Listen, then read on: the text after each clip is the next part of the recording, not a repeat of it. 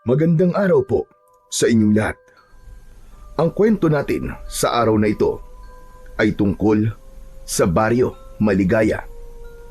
Dating payapa at puno ng kasiyahan, ngunit biglang nayanig ang katahimikan nang bumalik ang isang estrangherong matagal nang kinatatakutan ng mga tao. Yun ay walang iba kundi si Mang Archie. Ang lalaking ito ay may matikas na pangangatawan, halatang malakas at may otoridad ang bawat kilos. Ngunit sa kabila ng magandang katangian nito, meron siyang kapansanan. Bulag ang kanyang isang mata, at dahil sa kapansanan ito, naging kaaway siya ng mga taga-baryo. Kaaway na kanilang kinatatakutan kahit ilang taon na ang lumipas. Dahil sa kanyang muling pagpapakita, muling nabuhay ang takot sa puso ng bawat isa. Ngunit bakit nga ba siya labis na kinatatakutan? Ito ay sapagkat hindi nila nakalimutan ang unang pagkakataon na siya ay napadpad sa baryong yun. Noon pagdating niya, naging sunod-sunod ang naging kamalasan ng mga tao. Natatagpo ang patay ang mga alaga nilang hayop na parang sinipsip ang dugo. May ilang kababaryo silang nagkakasakit ng walang dahilan, at may mga balita ring sinasaniban ng aswang. Lahat ng ito ikinabit nila sa kanyang pangalan. Kaya't para sa mga taga-baryo, si Mang Archie ay hindi lang basta isang estranghero, kundi isang sumpa. At dahil na rin sa kanyang bulag na mata, naalala nilang muntik na nilang mahuli ang aswang at nasugatan nila ito sa mata. Kaya naman, nang makita nilang may sugat at nabulag ang mata ni Archie, mabilis siyang napagbintangan. Aswang daw ang estranghero, masama, mapanganib at dapat nakatakutan. Pero totoo nga kaya ang bintang nilang yun sa lalaki, o biktima lamang ito ng maling panghusga ng mga tao? Sino nga ba talaga si Mang Archie? Kaaway ba siya o siya mismo ang magiging kakampi nila laban sa totoong mga halimaw? Sino ba talaga ang dapat nilang pagkatiwalaan? Tara, samahan niyo po ko sa isa na namang kwento ng kababalaghan. Isang kwento ng pagkakaisa laban sa nilalang na muling nagbabanta. Ito ang kasaysayan ng Baryo Maligaya at ng estranghero na si Mang Archie, na kanilang labis na kinatatakutan at kinamumuhian. Ngunit bago ang lahat, mga idol, huwag po nating kalimutang mag-subscribe, mag-like at i-hit ang notification bell sa aking YouTube channel na The Voice Addict at Apong Isaak, para sa mas marami pang makapigil hininga na kwentong aswang at katatakutan mula sa mundo ng kababalaghan. Umpisahan na po natin ang kwento. Diyos ka! Tignan mo, Benjo! Bakit, Nay? Ang estranghero, nagbalik na. Hindi maaari ito. Ay nako, Nay, ang OA nyo naman. Bakit ba takot na takot kayo sa dayo na yan?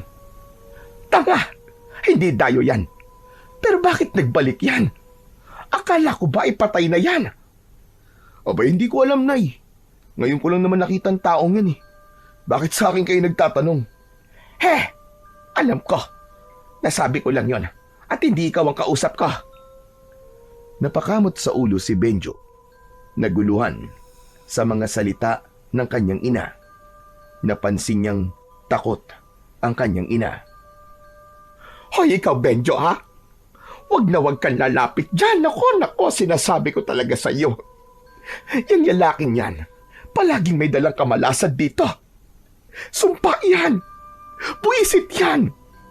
Ang tagal nang nawala. naisipan na naman bumalik. Ano na naman bang sumpaan sinasabi niyo, Nay? Anong kamalasan yan? Saka sino ba yung tao na yan? Bakit parang ilag na ilag ang mga tao sa kanya? Napalingon si Benjo sa paligid. Nakita niya ang ilang tao na nagmamadaling pumasok sa kani-kanilang mga bahay. Ang iba ay napaantanda pa ng krus at tulad ni Aling Marta ay hindi din mapakali. Paanong hindi iilag ang mga tao sa kanya? Aswang ang taong yan. Ano ka nyo, aswang? Ano bang pinagsasasabi nyo, Nay? Nako, ikaw, Nay, ha? Masyado ka nang nagiging chismosa at tanda-tanda nyo na naniniwala pa kayo sa mga ganyan. Kung ano-ano na lang ang ibinibintang nyo sa tao. Kawawa naman. Hoy, hindi lang ito pagbibintang, no? Totoo ang sinasabi ko sa'yo. Aswang talaga ang lalaking yan. Bata ka pa lang noon nang huling mapadpad ang estrangherong yan dito sa lugar natin. Siguro hindi mo na natatandaan. Bakit, Nay? Ano bang ginawa niya? At ganyan ang tingin niyo sa kanya? Tunitig sa malayo si Aling Marta sa dayong naglalakad. Tapos ay iniisip ang nakaraan. Hindi mo na naaalala kasi maliit ka pang bata noon. Pero ako, hindi ko yun makakalimutan. Nung dumating yan dito, sunod-sunod ang masasamang pangyayari. Ilang gabi lang, may mga alagang baboy at kambing na natagpo ang patay. May kagat sa leeg, sinipsip ang dugo, wakwak ang tiyan at wala nang lamang loob. Tapos, may mga tao ring bigla na lamang nagkasakit. Walang dahilan, walang lunas. At palagi siyang nakikitang nasa paligid bago mangyari ang mga yon. Baka naman tsamba lang, Nay. Nagkataon. Hindi lahat ng kakaibang nangyayari ibig sabihin may aswang kagad. Kawawa naman yung tao kung siya agad ang pagbibintangan. Paano, Nay, kung halimbawa inosente siya? Napataas ang kilay ni Aling Marta. Halatang naiinis sa pagsaway ng kanyang anak. Malahimik ka nga dyan. Puro ka na lamang kontra. Anong tsamba ang sinasabi mo? Sige nga, sabihin mo, kung tsamba bang makita siya ng mga tao na palakad-lakad sa bukirin at kakahuyan tuwing 10 oras ng gabi? Sige nga. Sino bang matinong tao ang nag-iikot ng ganong oras? Sige nga, sabihin mo nga sa akin. Hindi nakasagot si Benjo. Tahimik siyang napatingin sa direksyon ng lalaki na patuloy na naglalakad ng tuwid at walang imik. Nay, kung totoo po yung sinasabi nyo, bakit naman kaya siya bumalik dito? Meron ba siyang babalikan? At yan ang kinatatakutan ko, Benjo. Baka kaya bumalik yan dito ay para maghiganti sa mga tao. Naku po, wag naman sana tayong madamay. Lumapit ang mga kumare ni Aling Marta at nakisali sa usapan. Lahat sila naiinis na muling bumalik ang estranghero at nagsimula na silang magkwentuhan ng tungkol sa nakaraan. Samantala, mula sa di kalayuan, isang matandang lalaki ang naglakad palapit sa mga tsismosa ng baryo. Siya si Kapitan Iking. Narinig niya ang usapan ng mga ito at mariing nagsabi ng kanyang panig. Tama na mga paratang na yan. Hindi nyo alam ang totoo. Huwag kayong basta-basta humusga.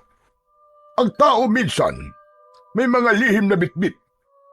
Pero hindi ibig sabihin nun, halimaw na kagad siya. Ay nako, Kapitan. Ikaw pa talagang magtatanggol dyan. Hindi mo ba naaalala ang mga nangyari noon? Ilang alagang hayop ang natagpo ang patay at ilang taong nagkasakit na para bang sinasanipan. Sino bang palaging nasa paligid? Hindi ba siya? Marta, madaling sabihin yan. Madaling magbintang, lalo na kung takot kayo sa isang tao na hindi nyo pa lubos na kilala. Pero isipin nyo, lahat ng paratang na yan ay salita lang. Bakit? Sige nga, nahuli nyo ba siyang sinisip-sip ang leeg ng hayop? Nakita nyo ba siyang gumagawa ng masama? O puro sabi-sabi lang? Napakamot ng ulo si Benjo. Halatang naguguluhan sa kanyang mga naririnig. Pero Kap, wala naman pong pruweba. Bakit parang lahat po ng tao, iwas po sa kanya? Kahit ako, ewan ko ba? Parang kinakabahan na rin po ako sa presensya niya. Dahil sa takot iyo. Takot na pinalaki ng mga kwento at haka-haka. Pero tandaan nyo, hindi porket naging bukang bibig ng marami, ay katotohanan na kagad. Kailangan nating maging patas. Sa bagay, may punto po kayo, Kap. Kung puro takot lang ang basihan, baka nga mali ang iniisip natin. Napairap si Aling Marta. Hindi kumbinsido. Sos! Nagkampihan pa kayo. Paano kung totoo mga kwento at binabaliwala lang ninyo? Paano kung mangyari ulit yung nangyari noon? Sige nga. Pag nagkasakit ulit ang mga tao o may hayop na naman na mapatay, anong gagawin nyo? Kung ganon, ako mismo ang haharap sa kanya. Ako ang kapitan dito at responsibilidad kong protektahan ang lahat ng mga mamamayan dito. Pero sa ngayon, ang hinihingi ko lang sa inyo, bigyan natin siya ng pagkakataon. Hindi lahat ng dumadating ay kaaway. Minsan, ang hinuhusgahan, sila pa ang nagiging kakampi. Umiling si Aling Marta. Nangibabaw pa rin ang pag-aalinlangan. Bigyan ng pagkakataon? Para saan? Para makapamerwisyo muli? At bakit diyan pa mismo sa bakanting kubo mo siya pinatuloy, Kapitan? Hindi ka ba nag-aalala sa kaligtasan ng mga kababaryo mo? Kapitan, paalisin mo yan dito! Nag-ingay ang mga tao. Ang ilan ay pabor na paalisin ang estranghero at ang iba naman ay tahimik lang pero halatang natatakot. Tama na mga kababaryo! Nauunawaan ko ang takot ninyong lahat. Pero ano bang klaseng tao kayo? Kung ang pagbabasehan lang natin ay puro chismis at haka-haka. Pero Kap, paano po kung mali kayo? Paano kung tama pala ang nanay ko at ang mga tao? Sandaling natahimik ang lahat. Walang nakaimik. Pero si Aling Marta napangiti ng lihim sa sinabi ng anak. Para siyang biglang nagkaroon ng kakampi. Hindi siya makapaniwala na papanig ito. Gayong kanina ay kinokontra siya. Kung mali ako ang mananagot. Naglakad na palayo ang matandang kapitan. Tinungo niya ang kubo kung saan tumutuloy ang estrangherong lalaki. Pagpasok niya, nakita niya ang lalaki na nakaupo sa isang lumang upuan. Hawak nito ang kanyang sintido at nakatingin sa kawalan. Maya-maya pa ay lumingon ito. Hindi ito nagulat nang makita si Kapitan Iking. Sa halip, bahagya siyang ngumiti. Kumusta ka dito? Hindi po masyadong ayos. Narinig ko po mga sinabi nila. Ay nako! Bakit? Hindi ka pa ba sanay sa kanila? Kapitan, sanay naman na po ko at hindi na rin ako nagtataka. Medyo nasasaktan lang ng konti kasi hindi pa rin pala nila nakakalimutan yung chismis nun. Na isa akong halimaw, may dalang gulo at kamalasan. Archie, hindi madali ito. Ang mga tao rito, matagal lang takot sa'yo. Ang pangalan mo, parang sumpa sa kanila. Hindi nila kayang banggitin. Pero sa kabila nito, bakit gusto mo pa rin bumalik dito sa amin? Noon, Kapitan, una ako napadpad dito bilang isang estranghero. Wala akong kamag-anak. Wala akong matirhan. Lahat ng tao iwas sa akin. Sa halip na tulungan ako, kung ano-anong kwento ang ipinagkakalat nila. Hindi pa man nila ako lubusang kilala. Aswang na kagad ang tingin nila sa akin. Pero Huminga ng malalim si Archie bago nagpatuloy sa pagsasalita. Pero ikaw, Kap, Ikaw lang ang tumanggap sa akin. Bumalik ako para tumanaw ng utang na loob sa inyo. Sa lahat ng mga taong nandito, ikaw lang ang naniwala na hindi ako ganun, kagaya ng iniisip nila. Hindi ko makakalimutan yun, Kap. Ginawa ko lang naman ang tama. Pero hindi ko rin maitago na nahirapan akong ipagtanggol ka noon. Lahat ng tao galit sa'yo. Hanggang ngayon, dala nila yung alaala ng mga masasamang nangyari noon. At lahat ng yun ay ibinuntun sa'yo. Alam ko yun, Kapitan. At tanggap ko na hindi ko na mababago ang isip nila tungkol sa akin. Kahit ipaliwanag ko na ako'y hindi aswang. Hindi sila maniniwala. Pero bakit hindi mo subukan? Linisin mo ang pangalan mo sa kanila. Hindi ako bumalik dito para linisin ang pangalan ko, Kap.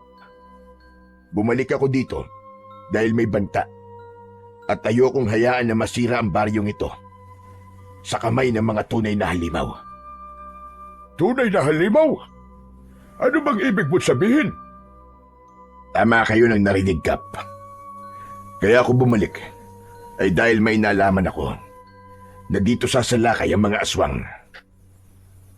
Ano ka mo? May banta po ng aswang dito sa baryo nyo, Kap. Naku, Sus Mariosep, kung totoo sinasabi mo, malaki itong pasanin para sa lahat. Pero paano natin mapapaniwala ang mga tao kung ganyan ang reputasyon mo? Abay sa paningin nila, ikaw ay isang aswang. Sanay na ako, Kap. Buong buhay ko, iniiwasan ako ng mga tao dahil sa itsura ko. Kinukutsa ako at pinagbibintangan ng kung ano-ano. Pero wala akong pakialam kung anong isipin nila sa akin. Ang mahalaga sa akin, mapangalagaan ko itong baryo mo. Bilang pagtanaw ng utang na loob ko sa inyo, Kapitan.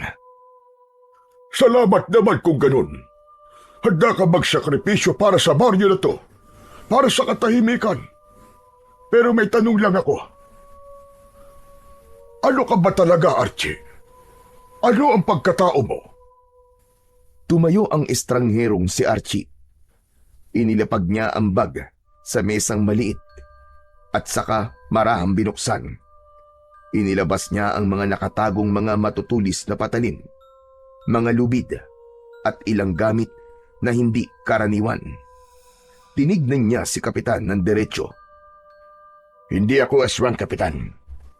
Kundi, isa akong manunugis ng mga halimaw na kinatatakutan nila.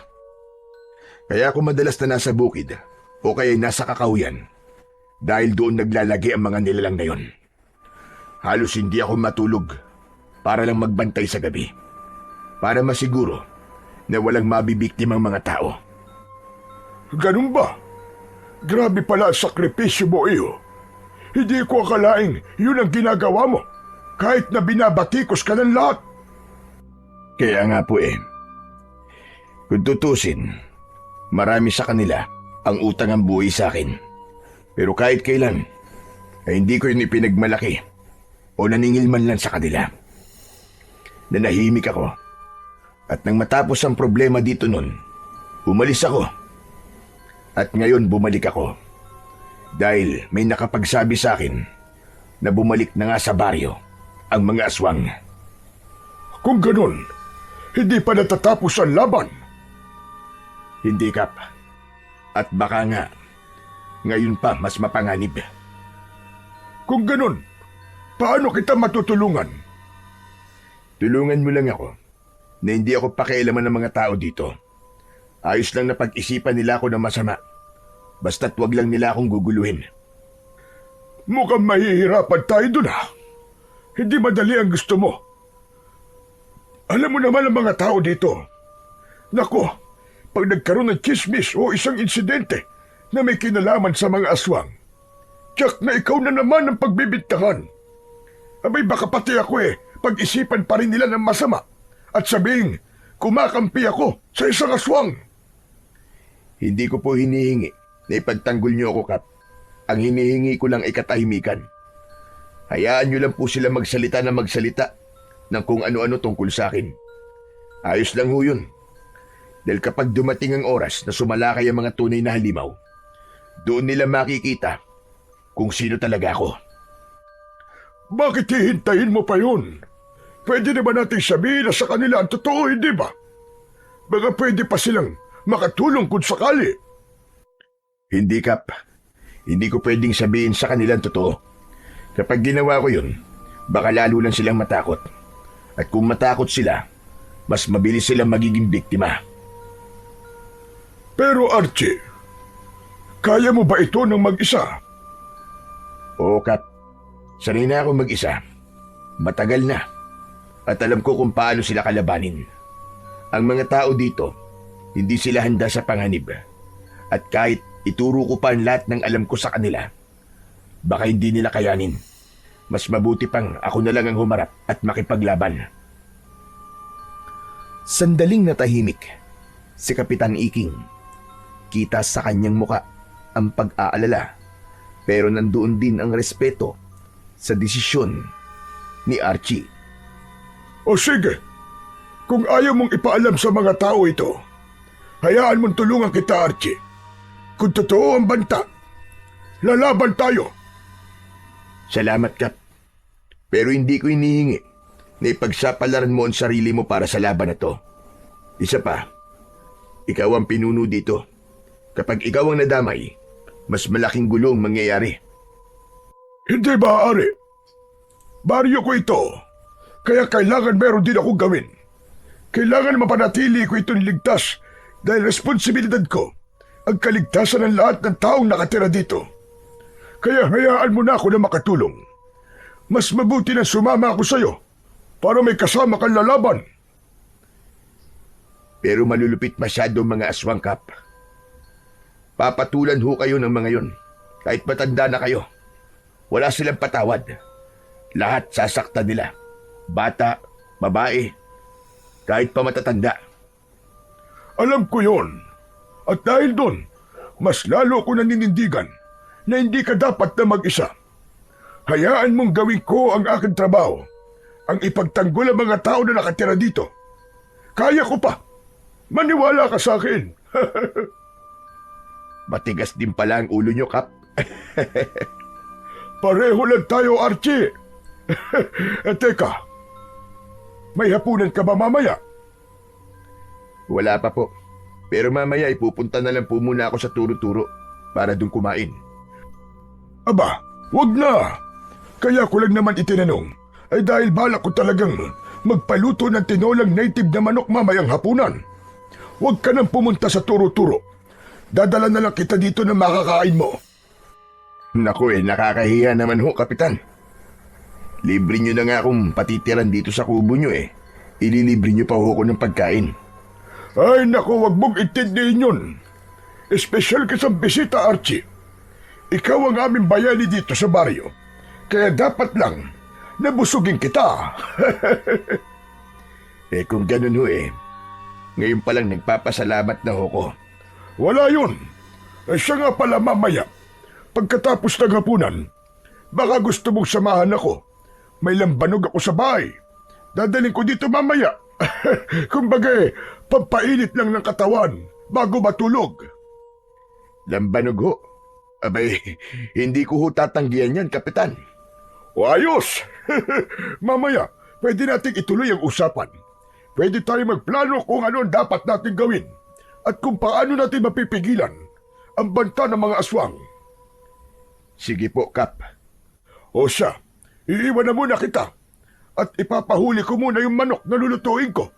Tapos ay magpapahanda ko ng masarap na pulutan nating dalawa. O siya, sige na, magpahinga ka na muna. At siguradong pagod ka sa biyahe. Matulog ka. Ipinaayos ko na kanina ang tulugan mo. Kumpleto na yun ang gamit. May unan, may kumot at kulambo na. Wala ka ng ibang aalalahanin. Bukas, papahiramin na lang kita ng mga kaldero at kasirola para may magamit kang lutuan. O sige, aalis na ako. Maraming salamat, Kapitan. Pagkaalis ng kapitan, nag-ayos na muna si Archie sa loob ng kubo. Nang matapos ay nahiga siya sa banig at nagpahinga. Ngunit paglingon niya, nakita niya ang sarili sa salamin. Napahawak siya sa kanyang isang mata bulag, nakatakip ng itim na tela na parang sa isang pirata. Napabuntong hininga ang lalaki. Bigla niyang naalala ang nakaraan. 20 taong gulang pa lang siya noon nang unang tumungtong sa baryo. Ito yung panahon na hindi pa bulag ang isa niyang mata. Maayos noong una ang pagtanggap sa kanya ng mga tao, pero nag-iba yun nang magsimulang kumalat ang tsismis tungkol sa sunod-sunod na pagkamatay at pagkawala ng mga hayop sa lugar na yun. Siya ang pinagbintangan ng mga tao, ngunit lingid sa kaalaman nila, kaya siya nakikita ng madalas sa bukid tuwing 10 oras ng gabi ay dahil tahimik niyang binabantayan ang buong baryo laban sa aswang. Siya ang nakipaglaban upang hindi mamugad ang mga aswang sa gubat. Plano ng mga aswang noon na gawing aswang ang mga tao sa lugar ngayon para magpalakas ng kanilang puwersa, at natuklasan ito ni Archie. Nang gabing yon, sakto naman na rumuronda siyang mag-isa sa bukirin. Nakita niyang may hinahabol na isang nilalang ang mga tao. Hinabol nila hanggang sa tinamaan ng sibat sa muka. Nakita niyang nasapul ito sa mata. Nagtago ang binata. Tapos ay tahimik niyang sinundan ang mga tao na hinahabol pa rin ang sugatang aswang. Subalit makaraan ang ilang sandali, ang aswang ay nakatakas. Nawala ito sa paningin nila. Dahil hindi na nila nahanap ang aswang, tumigil na sila at nagsiiwian sa kani-kanilang mga bahay. Pero si Archie, siya ang nagpatuloy na naghanap. Nahanap niya ang aswang na sinusubukang pagalingin ang sarili nitong sugat. Kaya't hindi na nag-aksaya ng oras noon si Archie. Sinugod niya ang aswang. Subalit yung inaakala niyang mahina na at naghihingalong aswang ay kaya pa palang lumaban. Inatake siya nito bigla at nakalmot ng aswang ang kanyang kanang muka at sumentro ang kuko nito sa kanyang mata. Dahil doon, kaya siya nabulag. Bilang ganti, sinaksak niya ang aswang ng isang sagradong punyal hanggang sa mamatay ang aswang. Kinabukasan, nang makita ng mga tao ang sugat ni Archie sa mata, agad nila itong iniugnay sa natamong sugat ng aswang. Dahil dito, mabilis siyang nausgahan ng lahat. Para sa kanila, ang pagkabulag niya ay patunay na siya mismo ang nilalang na kanilang kinatatakutan. Doon nagsimula ang takot ng mga tao sa kanya. Hindi dahil sa may napatunayang may kasalanan siya, kundi dahil sa sugat na iniwan ng laban na yun. Hanggang ngayon, dala-dala niya ang bigat ng maling akala. Si Archie ay hindi isang halimaw, kundi mula siya sa pamilya ng mga antingero. Bata pa lamang siya nang masaksihan ang pinakamadilim na gabi ng kanyang buhay, ang gabing pinaslang ng mga aswang ang kanyang ama at mga kapatid. Bagamat may anting-anting ang kanyang ama noon, hindi nito nakayanang ipagtanggol ang sarili, lalo pa at ginamit ng mga aswang ang mga anak bilang panangga laban sa kanyang kapangyarihan. Isa-isang pinaslang ang kanyang mga kapatid, at dahil sa matinding konsensya at panghihinayang, nawalan ng lakas ng loob ang kanilang ama. Pinili nitong mamatay kaysa mabuhay na dala ang bigat ng pagkatalo at ang katotohanang hindi niya naipagtanggol ang sariling mga anak. Si Archie lang ang nakaligtas. Galing siya noon sa gala at habang papalapit sa kanilang bahay, nakita niya mismo ang maraming aswang na nagmamadaling lumabas at mabilis na naglao sa dilim. Doon niya nadatnan ang karumal-dumal na sinapit ng kanyang buong pamilya. Mula noon, isinumpa ni Archie na ilalaan niya ang buong buhay sa pagpuksa sa mga aswang. Ilang sandali pa ay dumating na si Kapitan. May bitbit itong ilang baunan at isang galon ng lambanog. Agad niya itong ipinasok sa loob ng kubo. Halika na, Archie. Kumain na tayo. Siguradong masarap itong tinola. Huwag kang mahihiya, ha? At pagkatapos nito, sisimulan na natin ang ating pag-inom. Agad na inilapag ng matandang kapitan ang mga baunan sa mesa at binuksan isa-isa. Kumalat sa buong kubo ang mabangong amoy ng tinola. Umuusok ito. May konting ginataang gulay din, pritong tilapia at mainit-init na kanin. Bakap, napakabango naman ang mga dala mo. Ngayon pa lang parang nagugutom na ako Abay, siyempre. Masarap magluto ang kasama ko sa bahay. Saka hindi pwedeng simpleng pagkain lang ang ihahain ko sa'yo. Dapat espesyal ang lahat. O, heto ang tinola. Tikman mo. Malambot ang karne at malasang malasa talaga. Kaagad nang naupo si Archie at hinarap ang pagkain. Agad siyang kumuha ng sabaw at nalasahan ng init at linamnam nito. Napahinto siya sandali at napangiti. Bakap, totoo nga, masarap Malasa ang sabaw, sa katamang-tama ang timpla ng luya at malunggay. Namiss ko ito, Kap.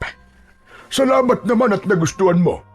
Pero alam mo ba kung anong sikreto ng putahing yan? Ano ho, Kap? Bukod sa sariwa ang karne, sariling talim din ang luya at malunggay. Ganon din ang papaya na sahog niyang tinola. Kaya iba talaga ang lasa niyan kumpara sa ibang luto. Lahat sariwa, walang kemikal. Ayos po yun Maganda sa katawan ng ganitong pagkain. Pampalakas. Tama ka. O sige na, kumain ka na nga. Magpakabusog tayong dalawa.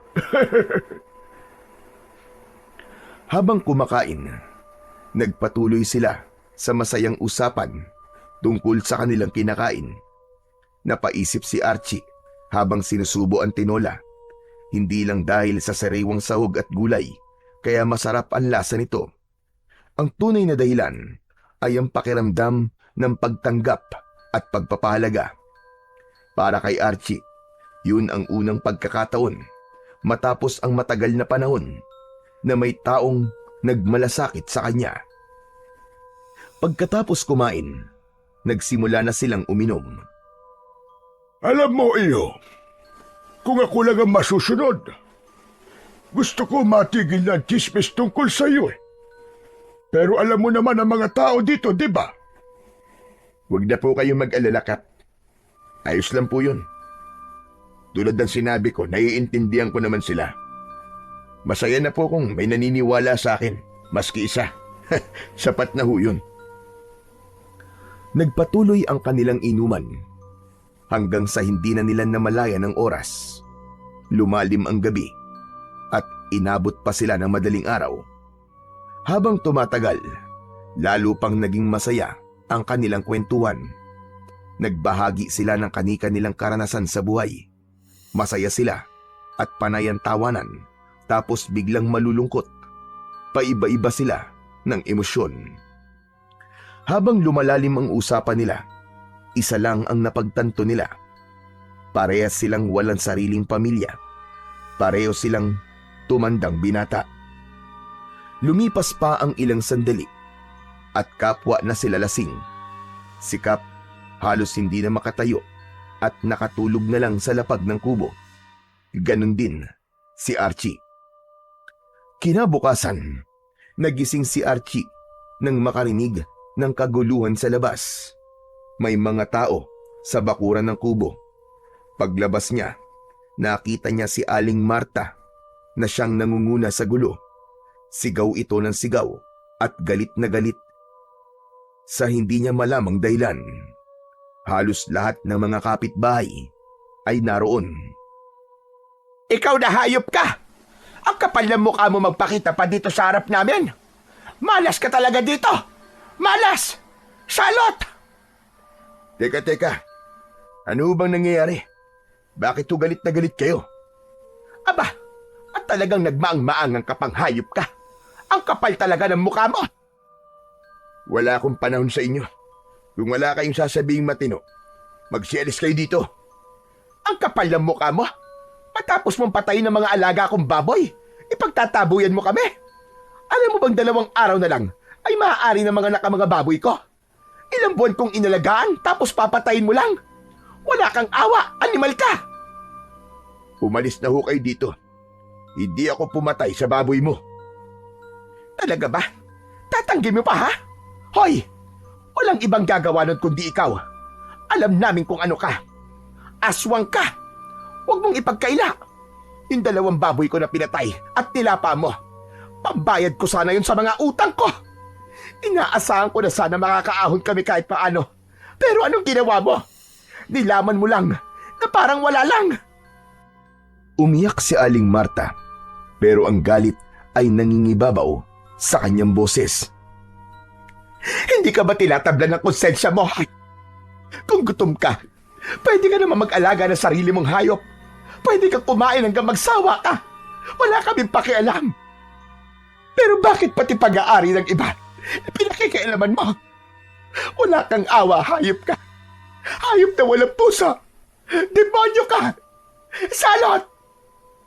Hindi ko alam kung anong sinasabi mo. Umalis kayong lahat dito. Lumapit si Aling Marta kay Archie at hindi nagpatalo sa titigan. Matatalim ang kanyang mga mata, puno ng galit at paninisi. Ikaw na salot ka. Hindi ka na dapat pabumalik dito. Simula nang tumungtong ka sa baryong ito, ikaw nang dahilan kung bakit takot ang mga tao sa tuwing sasapit ang dilim. Hindi makatulog ang mga bata dahil sa alulong ng mga aso at ingay ng mga hayop sa paligid. Pati kabuhayan namin pinapatay mo. Wala kang silbi dito. Isa ka lang walang kwentang estranghero na nagpapanggap. Kaya umalis ka na habang maaga pa. Dahil kung hindi, kami mismo maniningil sa lahat ng gulo at malas na dala mo. Tama na. Sobra ka na. Wala akong ginagawang masama sa inyo. Kung may namatay mang hayop sa bakuran mo, hindi ako may gawa nun. Napabuntong hininga ang lalaki. Pinipigilan niya ang sarili na magalit. Manahimik ka na. Wala akong kasalanan. Malinis ang konsensya ko. Manahimik ka.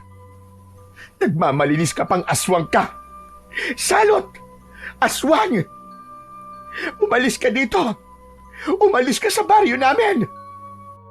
Maya-maya pa, habang umiinit lalo ang tensyon, biglang dumating ang binatang si Benjo at naabutan ang kanyang ina na gumagawa ng eksena sa harap ng kubo ng estranghero. Agad niyang hinawakan ng ina at marahang hinila papalayo. Nay, tama na yan, Nay! Nakakayang ginagawa niyo, tara na po! Umuwi na tayo! Huwag kayong gumawa ng gulo dito! Ano ka ba? Kakampihan mo tong estranghero na to kaysa sa sarili mong ina. Anak naman, kinain niya ang 2 baboy natin. Tama na, Nay. Huwag kayong magsalita ng ganyan. Wala ho kayong patunay na siyang may gawa nun. Hindi niyo naman nakita eh. Walang nakakita.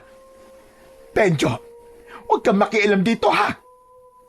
Pero, Nay, pabayaan mo ko. Hindi ko uurungan ng aswang na yan. Malas yan, salot! Lumayas ka ditong salot ka. Demonyo ka! Walang may gusto na nandito ka! dahil sa sunod-sunod na masasakit na salitang narinig, ay napilitan na si Archie na ipagtanggol ang kanyang sarili. Makinig kayo!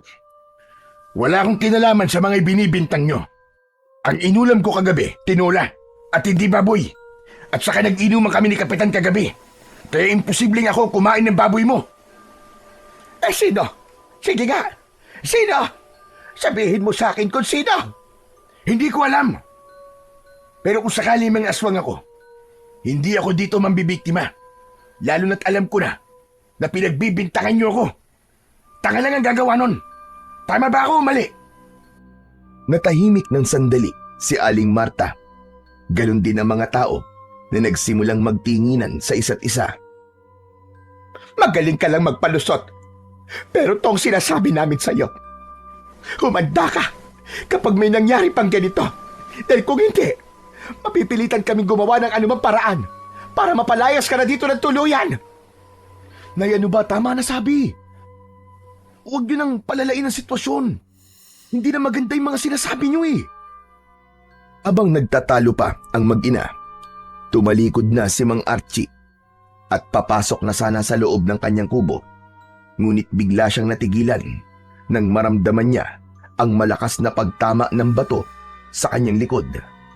Napahinto siya at marahang hinaplos ang bahagi kung saan tumama ang bato. Dahan-dahan siyang lumingon. Tinignan niya ng masama ang mga tao. Tatalikod ka talaga! Hoy! Kahit ikaw pa ang pinakamabangis na aswag dito, hindi kita uurungan! Hindi ako natatakot sa iyo! Gusto mo maglaban tayo ngayon eh! Ipakita mo ang tunay mong anyo! Muling napako ang mata ng lahat kay Mang Archie. Hinintay kung ano ang gagawin niya, kung siya ba ay lalaban o magpapasensya. Habang patuloy na nag-iingay ang mga tao sa labas ng kubo, lumabas mula sa loob si Kapitan Iking. Hawak nito ang ulo na mabigat dahil sa labis na kalasingan kagabi. Ano na naman ba ito? Anong kaguluhan to? Kaya aga-aga nag-iingay kayo. Ayan, Kapitan. Namatay ang 2 baboy ko kagabi. Manganganak na ang mga yun eh. Sayang na sayang. Ayaw niyo naman kasing maniwala sa akin eh. Aswang ang lalaking yan at sigurado ako na siya na naman ang may kagagawan nun. Nako, kayo talaga. Bakit ba ang hilig niyo sa mga ganyan? Palagi na lamang kayong nagbibintang kahit wala naman kayong ebidensya. Paano niyong masasabi na si Archie ang may kagagawan nun? Magkasama kaming 2 kagabi hanggang ngayong umaga. Napasobra nga ang inom namin eh. Ano? Magkasama kayo na magdamag? Oo, medyo napasarap ang kwentuhan namin. Kaya inabot kami ng halos madaling araw. Kaya imposible na siyang may gawa ng sinabi niyo. Kung may nangyari mang masama sa mga baboy mo, hindi siya ang may kagagawan nun. Hindi siya ang may kasalanan. Nagkatinginan ang mga tao sa paligid. May ilan na tila nahiya. May iba namang halatang hindi pa rin kumbinsido, pero napilitan na lamang na manahimik. Teka, totoo ba yung sinasabi mo, Kapitan? Baka naman, dinadaya mo lang kami. Aba, bakit naman ako mandadaya? Ano ba tingin niyo sa akin? Kapitan ako rito, Marta. Hindi ako magsisinungaling para lamang pagtakpan ang masama. Kung may kasalanan talaga si Archie, ako mismo ang unang kakastigo sa kanya. Pero sa pagkakataong ito, kayo ang nagkamali. Hindi siyang may gawa. Dahil sa sinabi ng kapitan, biglang natahimik ang lahat. Ang ilan sa mga tao ay napakamot na lamang sa ulo. Tila nahiya sa kanilang naging paratang sa estranghero. Isa-isa na rin silang nagsiuwi. Si Mang Archie naman ay tahimik lang na tumalikod. Hindi na siya umimik at dahan-dahan na lang na pumasok sa loob ng kubo. Nagsara na siya ng pinto. Ay nako, sabi ko naman kasi sa inyo na masyado kayong mainit, kaya yan. O ano ka ngayon? Manahimik ka, kundi kukutusan kita dyan. Makalipas ang ilang sandali, ay napilitan na ring umuwi ang ginang. Masama ang loob niya na napahiya siya. Napakuyom ang kanyang mga kamao, halatang gigil na gigil. Mahuhuli ko din ang hayop na yan. Humanda siya. Babantayan ko siya. At sa oras na mapatunayan kong aswang talaga siya, patay siya sa akin. Hala si nanay, tama na nga yan, nay. Dami-dami niyo pa sinasabi. Pagka-uwi ng mag-inang Aling Marta at Benjo, tahimik ang buong bahay. Pumasok si Benjo at diretsong naupo sa bangko. Samantalang si Aling Marta naman ay padabog na isinara ang pinto. Halatang hindi pa rin humuhupa ang init ng ulo. Kung hindi ka lang sana nakialam kanina, anak, malamang napaalis na natin yung hayop na yun dito sa baryo eh. Ano bang naisip mo? At ipinagtatanggol mo pa siya? Napayuko si Benjo. Pinipigilan ang sarili na sumagot ng pabalang. Ilang saglit siyang natahimik bago nagsalita. Nay, hindi naman tama kasi yung ginagawa nyo. Eh wala naman kayong matibay na ebidensya eh. Tapos gigil na gigil kayo na siyang may gawa. Paano kung hindi pala? Paano kung nagkamali talaga kayo? Apat ako pa ang mali kayon? Ako pa ang walang alam? Nakita mo ba mga baboy ko, Benjo? Dalawa yon, patay lahat. Eh sino pa ba ang gagawa nun, kundi yung hayop na yon? Nay, yun na nga yung sinasabi ko. Hindi pwedeng basta-basta tayo magturo ng walang patunay. Paano kung idemanda kayo ng tao? Ang hirap na nga ng buhay, maididemanda ka pa ng paninirang puri. Paano na? Paano kung makulong ka? O kaya pagbayarin ka ng danyos? Ang kapal na lang ng mukha niya kapag ginawa niya yon. Ay nako. Anong hay nako ang sinasabi mo? Hoy Benjo, kung makabuntong hininga ka dyan ha? Akala mo hindi ako nanay mo ha? Parang mas kinakampihan mo pa yung estrangherong yun ha, kesa sa akin. Hindi agad nakasagot si Benjo. Umiling na lang siya, sabay napakamot sa batok. Hindi naman sa ganun, Nay. Gusto ko lang itama yung nakikita kong mali.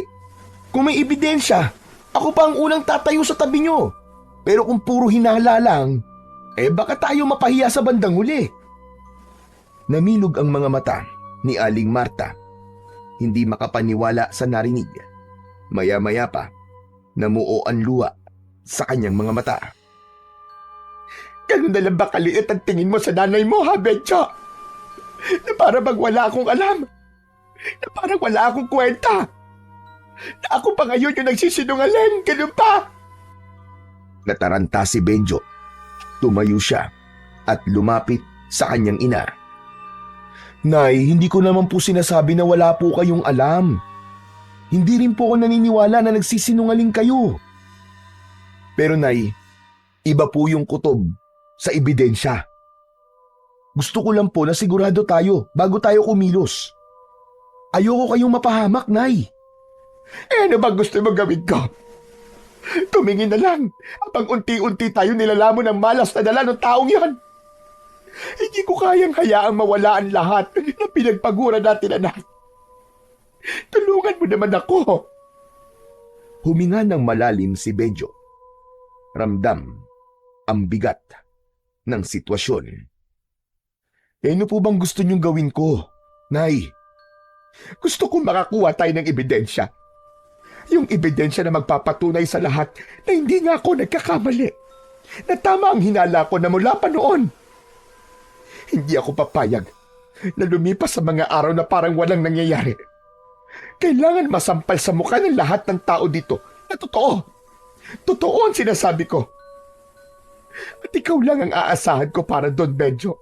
Ikaw lang. Natigilan si Benjo. Ramdam niya ang bigat ng responsibilidad na ipinapasa sa kanya ng kanyang ina. Nay, paano halimbawa kung wala tayong makitang ebidensya? Meron, anak. Sigurado ako meron. Hindi ako maaaring magkamali. Kailangan lang natin na maging matyaga. Obserbahan natin yung tao na yon. Sundan kung kinakailangan.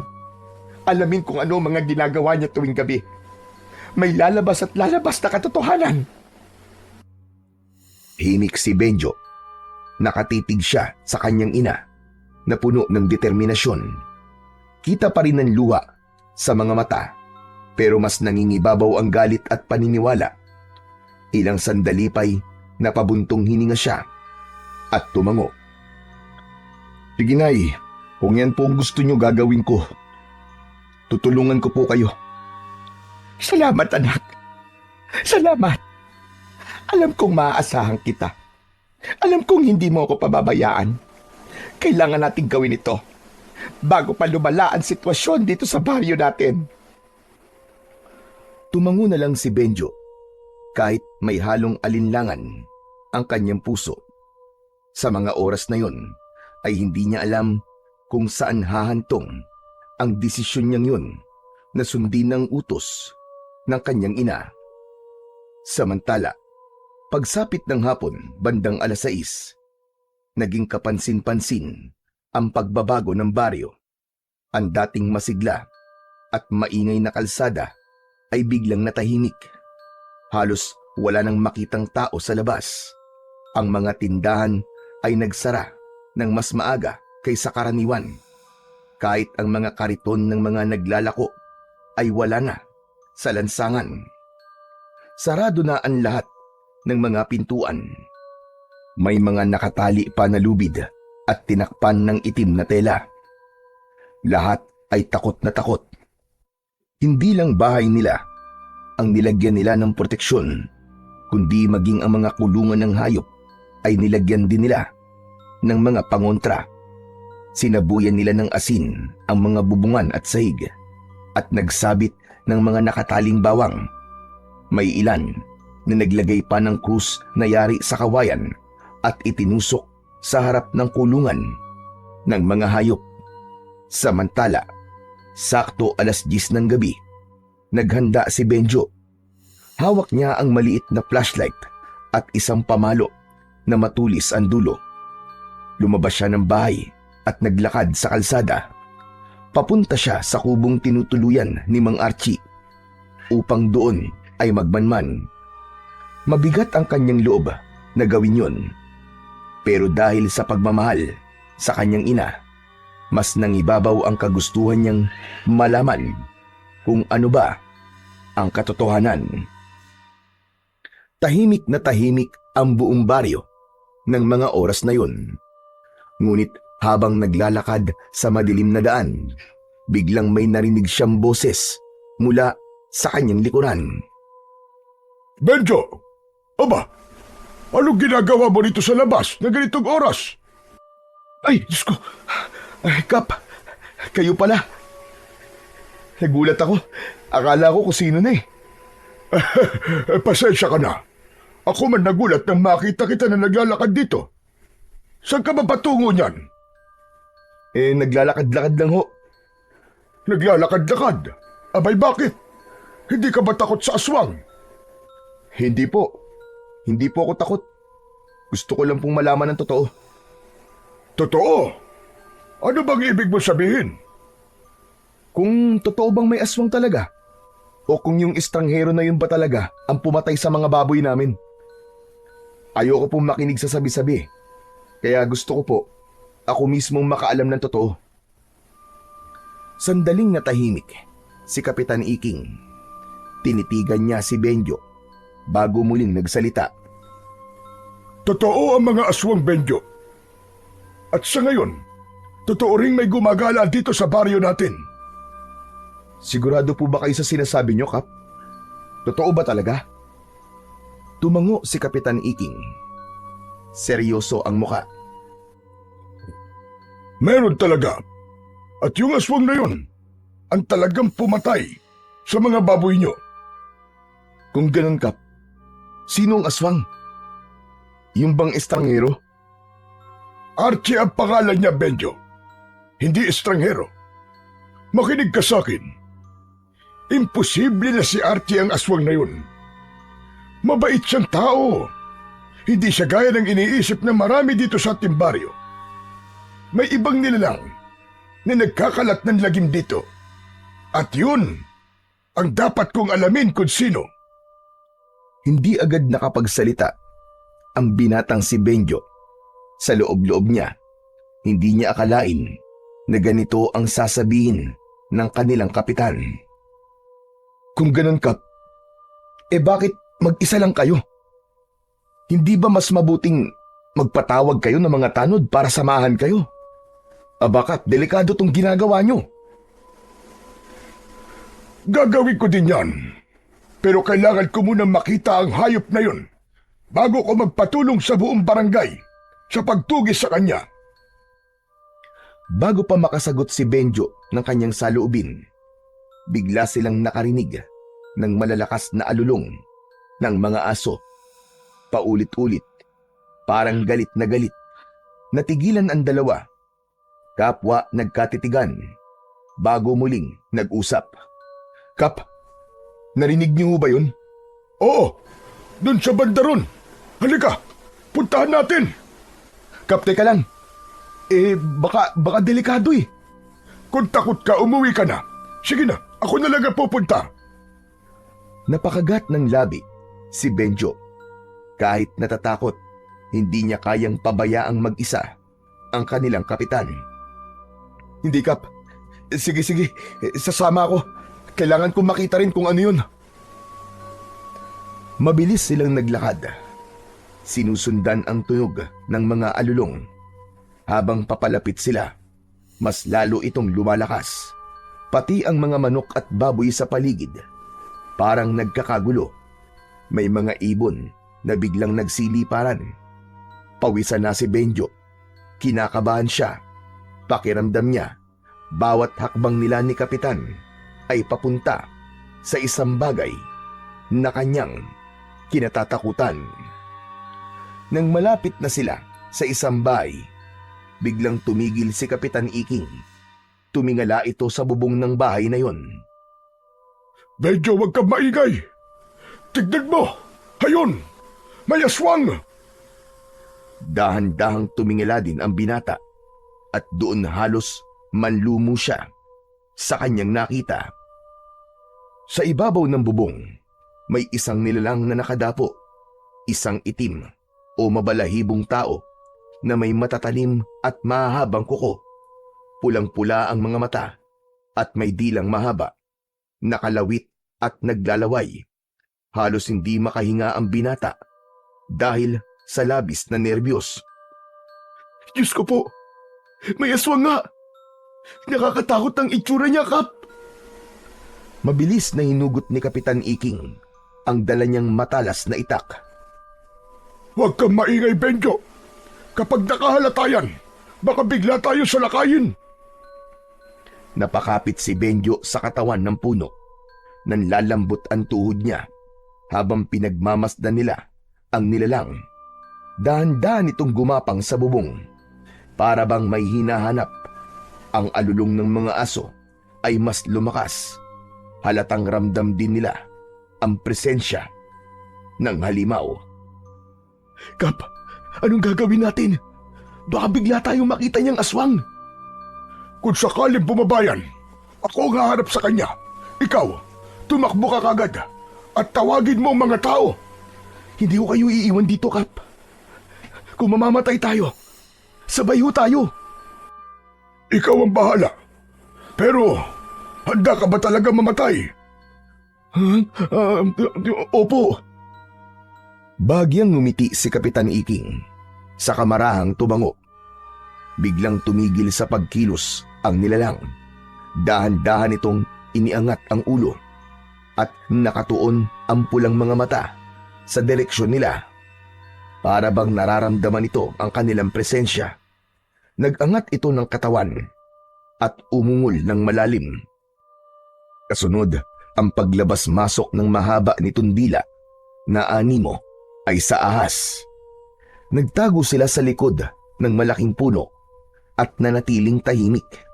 Ilang sandali pa ay muling sumilip ang kapitan at nakita niyang hindi na nakatingin ang aswang. Hindi inalis ng kapitan ang tingin sa aswang, ngunit sa muling paglingon ng kalaban ay nahuli nito si kapitan na nakasilip. Bigla itong sumingasing. Naglabas ng tunog na parabang sa ahas. Nakita niya tayo, Kapitan. Anong gagawin natin? Humanda ka, iyo. Hindi natin maiiwasan to. Lalaban tayo! Sa isang iglap, tumalon ng aswang mula sa bubong at bumagsak sa gitna ng kalsada. Ilang hakbang lang ang layo sa kanila. Muling umalulong ang mga aso, mas malakas at mas marahas. Nakangisi ang nilalang. Tila pinapakita ang matatalas nitong mga pangil na may bakas pa ng dugo. lalong dumikit ang binata sa kapitan. Halos manginig na sa labis na takot. Ngunit matapang si Kapitan Iking. Sa tindig nito ay hindi niya uurungan ang kalaban. Handa siyang makipagsabayan at makipaglaban dito. Walang hiya ka! Ginulo mo ang baryo kong hayop ka! Humanda ka! Hindi kita mapapatawad! Tatapusin na kita ngayon! Ngumisi lang ang aswang. Tapos ay bigla itong nagbago ng anyo. Naging isang mabangis na itim na aso at hindi nila inaasahan ang sunod nitong ginawa. Tumakbo ito palayo sa kanila. Tinungo ang madilim na kakahuyan ng mabilis. Kap! Tumakas siya! Oo, pero babalik ang hayop na yun. Hindi yan titigil hanggat hindi siya nakakapambiktima. Naglakad ang kapitan papunta sa bahay kung saan nakadapo kanina ang aswang. Kumatok siya ng mariin sa pinto at ilang sandali ay may sumilip na tao. Dali-dali niyang inalam ang kalagayan ng pamilyang naroon. Nakahinga siya ng maluwag nang malamang ligtas naman ang lahat. Nag-alala siya ng gusto dahil alam niyang may bagong panganak na sanggol sa bahay na yun. At alam niyang yun ang dahilan kung bakit nakadapo ang aswang sa bubong ng bahay. Punterya nito ang inosenteng sanggol. Matapos masiguro ang kaligtasan ng pamilya, mabilis na nagdesisyon si Kapitan Iking.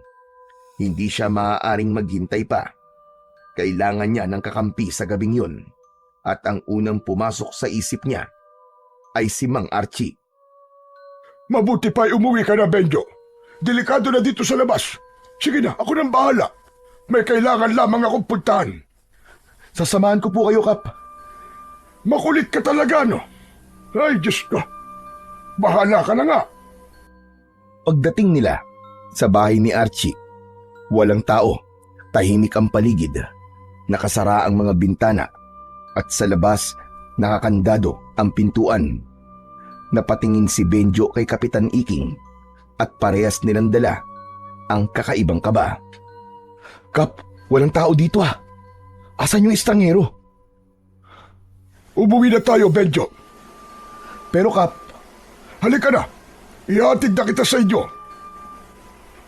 nanahimik na si Benjo at sumunod na lang sa matandang kapitan. Tahimik silang naglakad at pagdating sa bahay nila ay agad na sumalubong si Aling Marta. Kapitan, bakit niyo ho kasama ang anak ko? Inihatid ko lang siya, Marta, para siguradong ligtas na makauwi. Pwede ba? Nakikiusap ako sa'yo. Huwag mo na sanang pilitin si Benjo na sumali sa mga bagay na hindi naman niya dapat pinakikailaman. Baka mapasubo pa ang bata sa alanganin. Alam mo namang delikado ngayon, hindi ba? Natahimik si Aling Marta.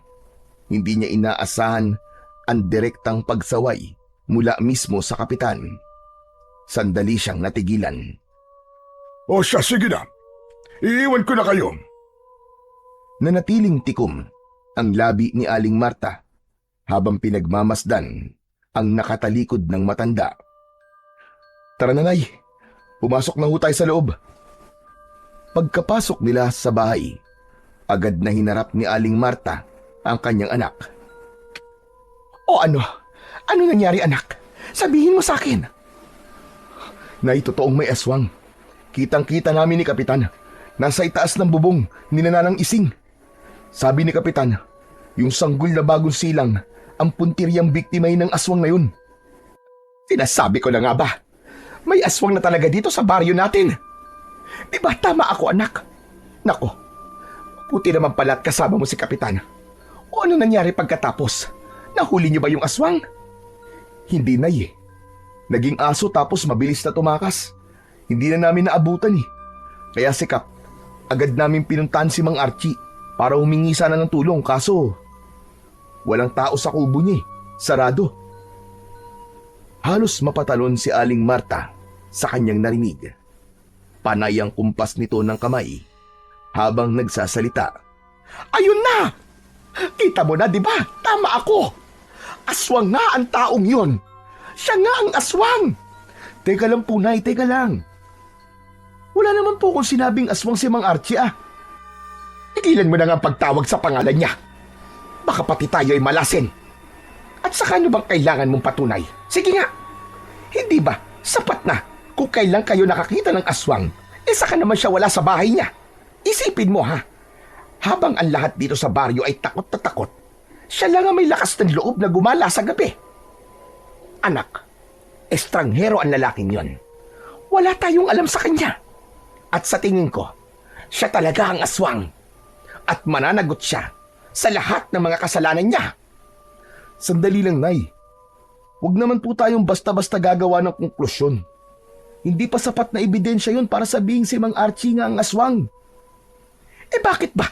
Lagi mo nalang pinagtatanggol yung taong yon.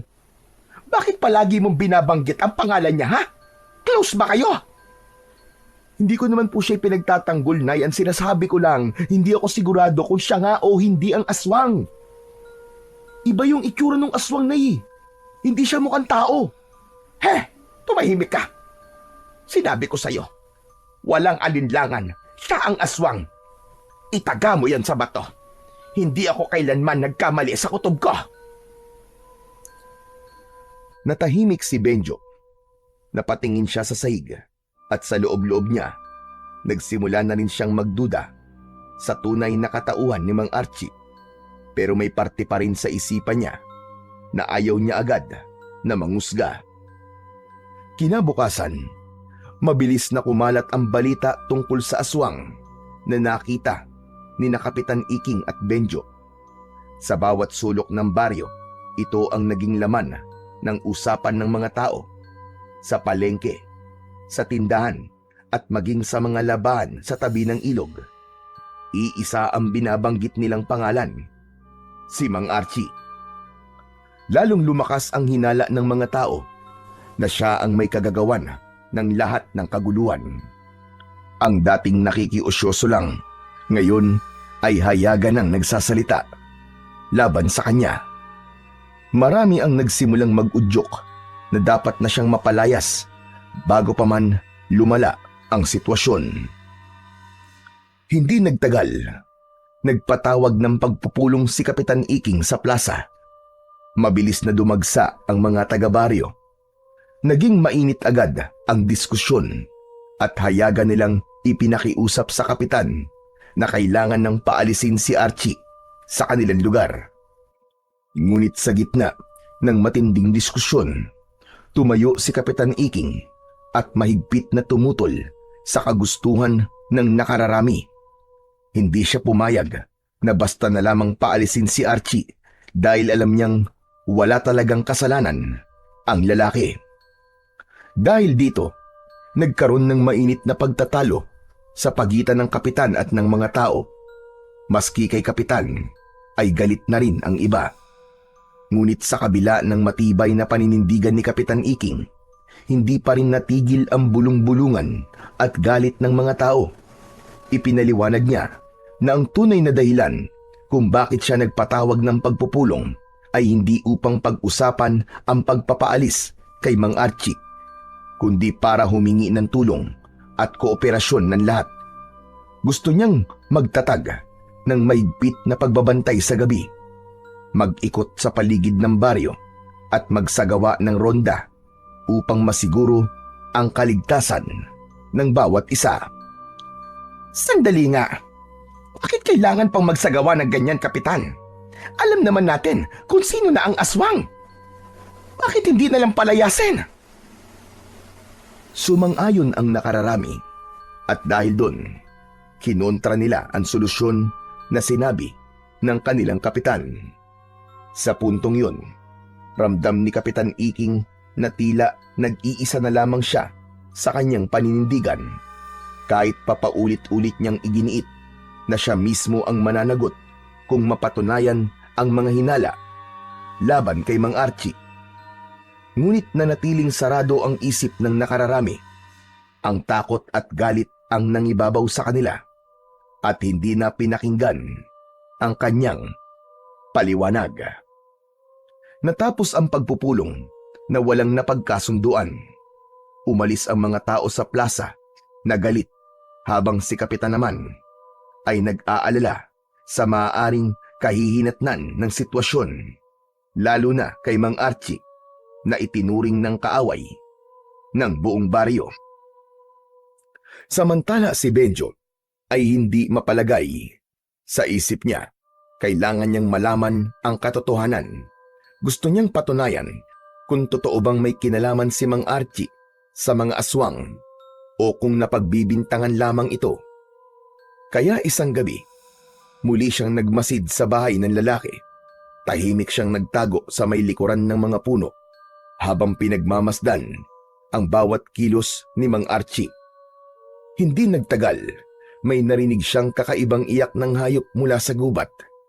Natigilan si Benjo. Nakita niyang biglang tumayo si Mang Archie at may kinuha itong punyal na nakasiksik sa dingding ng kubo.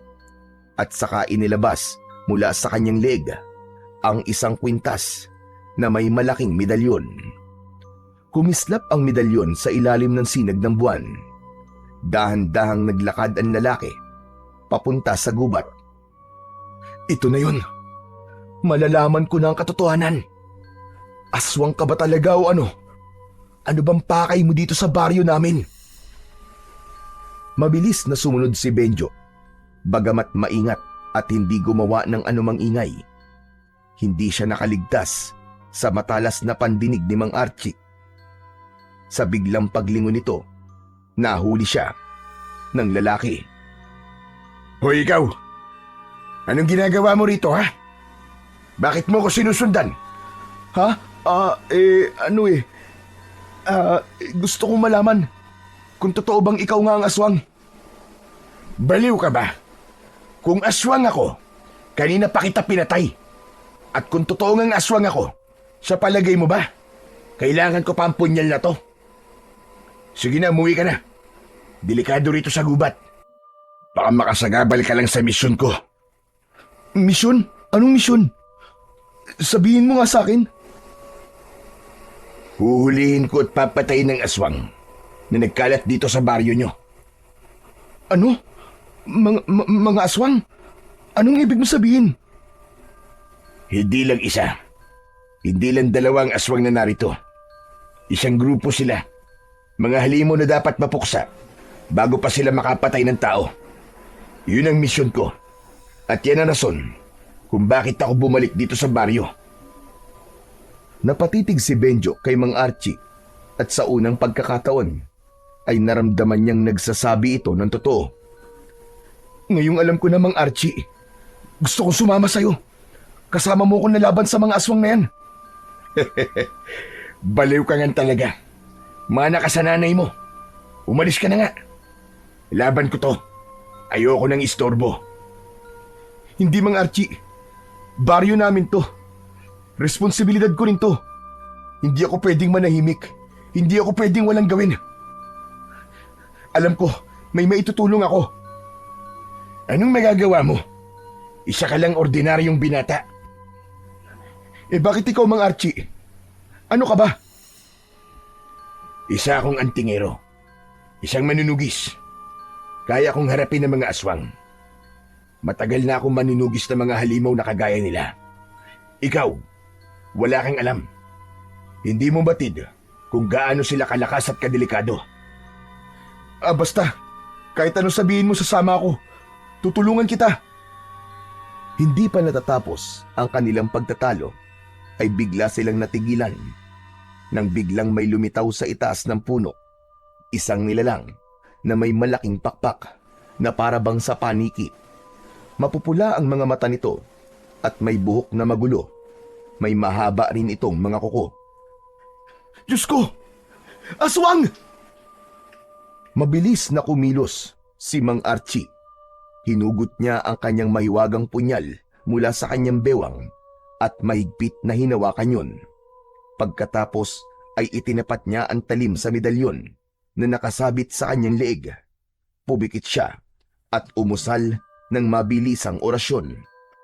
Sa mismong sandaling yun, biglang kumislap ang medalyon. Hindi isang ordinaryong liwanag ang lumabas, para itong isang matalim na sinag. Dumaloy ang sinag, papunta sa talim ng punyal at mula roon, ay tumama ito ng diretso sa nilalang na nakadapo sa puno. Kasabay ng pagtama nito, isang nakapangingilabot na sigaw ang pinakawalan ng aswang. Halos mabingi si Benjo at si Mang Archie. Delikado ito. Nagtatawag na siya ng mga kasama. Sige na, Benjo. Umalis ka na. Pero umiling si Benjo kahit nanginginig ang tuhod at pawisan. Dahil sa nervyos ay hindi siya umatras. Hindi, Mang Archie. Sabi ko sa'yo tutulong ako eh. Mamamatay ka rito, Benjo. Kahit na, tanggap ko yun. Haharapin ko to. Kesa naman sa habang buhay ako nabubuhay sa takot. Lumipad ng mabilis ang nilalang. Pababa, diretsyong sumugod kay Archie. Sa lakas ng hampas ng pakpak nito, napayuko silang pareho. Umalis ka na! Hindi mo to laban! Sige na! Pero tumakbo si Benjo at dinampot ang isang matulis na kahoy sa lupa. Kahit takot na takot, itinutok niya ito sa nilalang na lumilipad. Lalong tila ng gigil ang aswang. Muling lumipad ng paikot-ikot sa itaas na para bang nagmamasid at naghahanap ng tamang pagkakataon. Si Archie naman, kalmado lang at nakatingin sa kalaban. Ang medalyon sa kanyang leg ay patuloy na kumikislap. Bumaba ka dyan, demonyo ka! Maglaban tayong dalawa! Muling nagpakawala ng nakakabinging sigaw ang aswang. Sabay mabilis na lumusob muli. Sa pagkakataong yun, magkasabay na kumilos si Mang Archie at si Benjo. Unang tumama ang hawak na matulis na kahoy ni Benjo. Nasaksak niya ang aswang sa dibdib. Agad na bumulwak ang itim na dugo mula sa sugat at sa bibig ng aswang. Nanlisik ang mga mata nito at pilit pa ring umungol. Subalit, unti-unti itong nanghina at bago pa tuluyang bumagsak, pumaling ang ulo ng nilalang at bumuka ang bibig nito na parang gustong sumigaw, ngunit puro impit na ungol na lamang ang lumalabas. Sa huli, bumulagta itong nakatihaya. Agad na lumapit si Mang Archie sa halimaw at sinaksak pa ang aswang sa dibdib nito, direkta sa puso. Isang apoy ang biglang lumitaw sa katawan ng kalaban at sinunog siya nito hanggang sa tuluyang naging abo. Teka, Mang Archie. Paano mo yung ginawa? Paano mo nasunog ang aswang? Dahil yun sa medalyon ko. Ito ang tinatawag na medalyon ng San Miguel Arcangel. Ang galing! Pero hindi ba mas magaling ako? Kasi napatay ko ang aswang na yan, maski wala akong ganyan. Sabi ko naman sa'yo kaya kong lumaban. Makakatulong ako. Huwag kang masyadong magmalaki. Hindi pa tapos ang laban. Kung ako sa'yo, umuwi ka na. At huwag ka nang makisali pa. Ngunit muling tumanggi si Benjo. Dahil doon ay biglang hinawakan ni Mang Archie ang bewang ng binata at binitbit ito na parang hayop lang. Walang kahirap-hirap sa kanya ang pagbubuhat sa binata. Mabilis din ang kilos nito at ilang sandali ay nakarating na sila sa bahay ni na Benjo.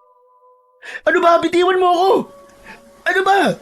Mang Archie naman Nakakalula ang ginagawa mo Sa lakas ng kanyang sigaw, biglang lumabas si Aling Marta.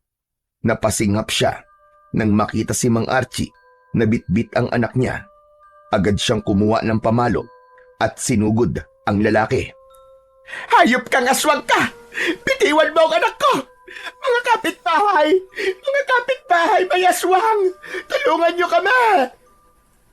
Sunod-sunod ang ginawa niyang pagpalo kay Mang Archie habang pinagmumumura ito. Nagsilabasan ang mga tao, dala-dala ang kanilang mga sandata, palakol, 2x2 at kahit mga matatalas na itak.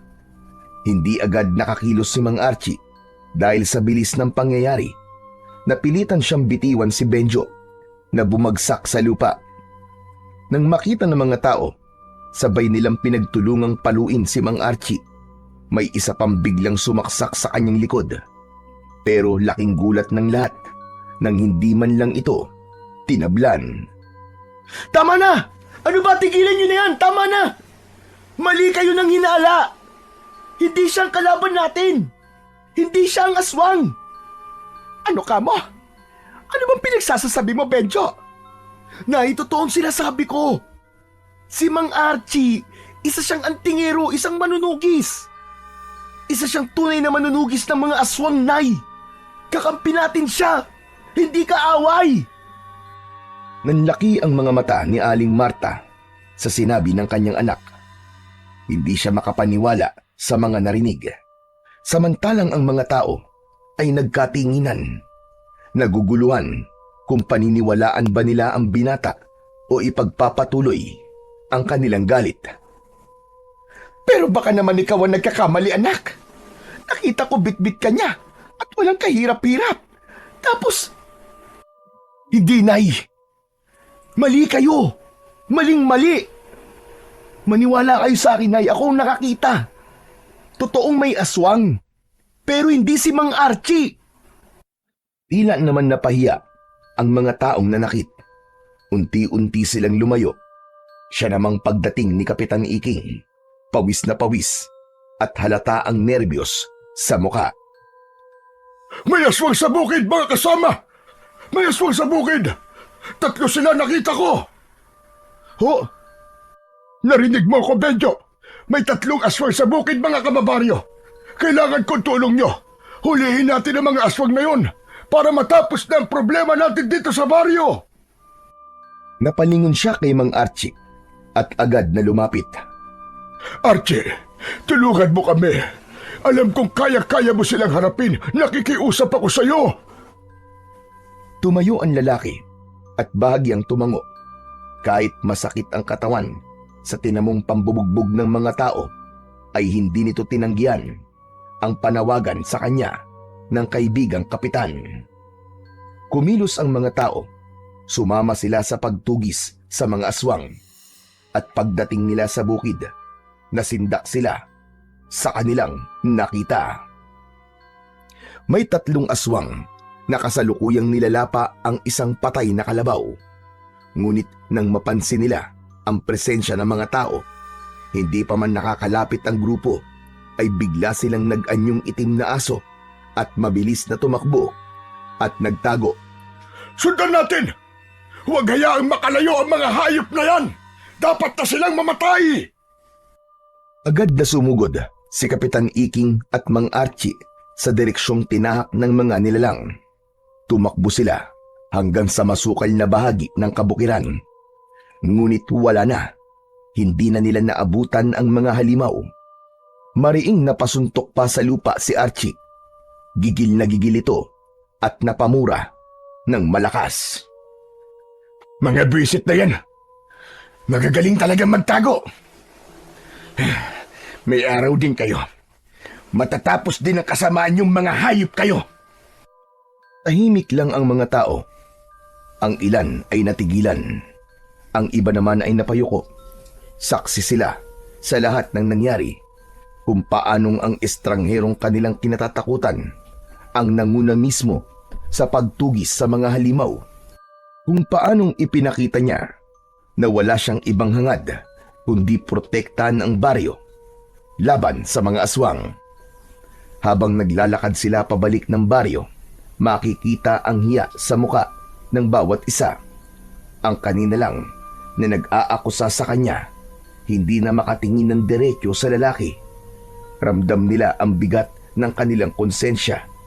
Napagtanto nila na nagkamali sila ng paratang at panghuhusga. Sa kanilang pagbalik sa baryo, dumiretso sila sa barangay hall at doon nagsalita na si Kapitan Iking. Hinarap niya ang mga tao. Ngayon alam nyo na ang totoo. Hindi aswang si Archie. Isa siyang antingerong manunugis. Isang tunay na manunugis ng aswang. Matagal ko na itong alam. Pero hindi ko masabi-sabi sa inyo dahil ayaw niya. Bumalik siya dito hindi para manggulo, kundi para tulungan tayong lahat. Kung wala siya, malamang matagal na tayong napatay ng mga aswang na yon. Lagi niyo siyang nakikita sa gabi. Gumagala dahil nagbabantay siya sa dilim. Pinipigilan ng anumang pag-atake ng mga kalaban. Agad na umugong ang bulungan sa loob. Halatang nagsisisiyan ang mga tao. May ilan sa kanila na napayuko na. Tapos ay tumingin sila kay Aling Marta na pasimuno ng tsismis. Oo na! Oo na, kasalanan ko na! Huwag niyo na akong tignan ng ganyan! Dahan-dahang lumapit si Aling Marta. Nanginginig ang kamay. Naluluwa din ang kanyang mga mata. Archie, patawarin mo ako. Ako ang nanguna sa paninira sa iyo. Tinawag kitang aswang. Pinaratangan ng masama. Tapos sinaktan pa kita. Hindi ko alam. Patawarin mo ko. Nagkamali ako, Archie. Naiintindihan ko. Alam kong takot kayo. Kaya nyo nagawa mga bagay na yun. Pero huwag kayong mag-alala.